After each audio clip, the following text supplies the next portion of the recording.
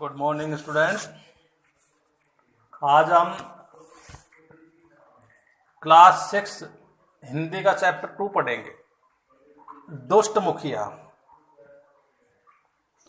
इसमें लेखक ने जीवन का सच्चा मंत्र अहिंसा, सत्य, परोपकार को बताया है। इस पाठ में ऐसे ही एक व्यक्ति का वर्णन किया गया है जिसने अपनी सच्चाई, ईमानदारी, अहिंसा नीति तथा परोपकार के बल पर सर्वशक्तिशाली हाथी को भी हिंसा करने से रोक दिया। अहिंसा एक ऐसा हथियार है, इससे बड़े से बड़े युद्ध जीते जा सकते हैं। और अहिंसा के बलबूते पर ही बेटा महात्मा गांधी ने अंग्रेजों से देश को आजाद करवाया है। तो इससे हमें यही शिक्षा है कि हमें अहिंसा पूर्वक व्यवहार करना चाहिए, सत्य का व्यवहार करना चाहिए, परोपकार करना चाहिए। बहुत दिनों की बात है, एक राजा ने के राज्य में एक गृहस्थ के घर लड़के का जन्म हुआ। माँ बाप ने उसका नाम कुमार रखा। कुमार के बड़े होने पर उसके माता पिता ने उसका विवाह एक गृहस्थ की लड़की से कर दिया। कुछ दिनों बाद उसके 3 लड़कियां भी हुई। फिर उसमें से एक प्रत्येक गृहस्थ हो गया, मतलब सबकी शादी होगी। कुमार बड़ा अच्छा आदमी था, कभी जीव हत्या नहीं करता था, दूसरों की चीज नहीं लेता, झूठ नहीं बोलता और कोई नशा भी नहीं करता और दूसरों की स्त्री को मां के समान समझता था। कुमार जिस गांव में रहता था वह बहुत छोटा गांव था। उसमें केवल 30 गृहस्थों के घर थे। एक दिन 30 घरों के गृहस्थों को किसी काम से एक जगह मिलना था, पर गांव में कोई भी ऐसी जगह नहीं थी जहां सभी एकत्र हो सके। कुमार भी उन लोगों में से एक था। सब एक साथ एक जगह पहुंचकर उसने उस जगह को धूल मिट्टी हटाकर साफ किया। उस स्थान के साफ होते ही एक आदमी वहां आकर खड़ा हो गया। कुमार उससे कुछ न कहकर दूसरी जगह साफ करने लगा। इसके साफ होने पर तीसरा आदमी आदम का। इस तरह एक एक जगह साफ करते करते वह एक एक आदमी के लिए जगह साफ करता गया और अंत में उसने सबके लिए जगह साफ कर दी। बाद में जिसका जो काम था करके उन्होंने वहां एक चबूतरा तैयार किया। वहां वे यथा समय आने बैठने, आमोद प्रमोद करने लगे। गांव में कोई नया आदमी आता तो वह भी वहीं जाता था। इस तरह उनके दिन कटने लगे। कुछ दिनों बाद वहीं पर उन्होंने एक छोटा सा घर बना लिया और उसमें बैठने के लिए चटाई आदि जरूरी चीजों का संग्रह भी धीरे धीरे कर लिया। इस तरह वे वहां समय अनुसार आते, बातचीत और आमोद प्रमोद, हंसी ठिठोले उड़ाते।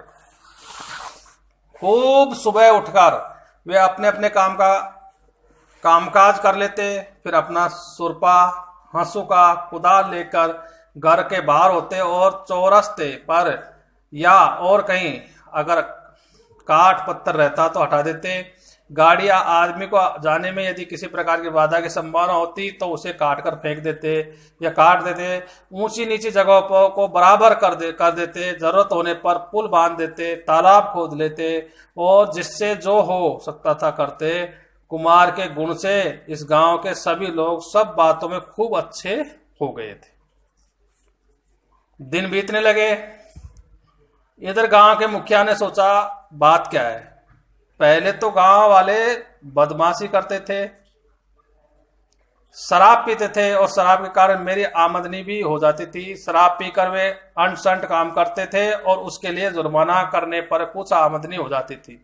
पर इस कुमार ने गांव को ऐसा बनाया कि वे न शराब पीते न जीव हिंसा करते हैं। कभी भले मानस हो गए हैं सभी। अच्छा ठहरो, राजा के पास शिकायत करके देखता हूं कि ये कौन भले मानस है।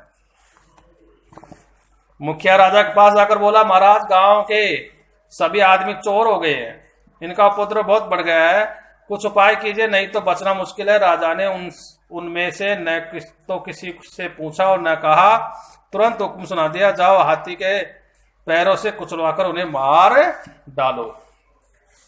राजमहल के लंबे चौड़े आंगन में उन्हें बांध कर लिटा दिया गया। एक बड़ा हाथी मंगवाया गया। इन आदमियों में से कुमार भी एक था। उसने उन सबको पुचकार कर कहा, देखो भाई, ये ठीक है कि राजा न्याय कर रहा है और यह भी सच है कि हाथी हमें मार डालेगा, पर तुम लोग राजा का क्रोध न करना। जैसा अपना शरीर हमें अच्छा लगता है तो उससे हम जैसा प्रेम करते हैं, राजा के शरीर से भी हम लोगों को वैसा ही प्रेम करना चाहिए। उन्होंने ठीक वैसा ही किया। राजा के आदमियों ने हाथी को ऐसे चलाया कि वह इन लोगों को कुचल दे, पर वह किसी तरह आगे न बढ़ सका। फिर तीसरा, चौथा, इस तरह बहुत सारे हाथी मंगवाए गए, पर एक भी आगे आने को बढ़ नहीं सका, सभी पीछे लौटकर भाग गए।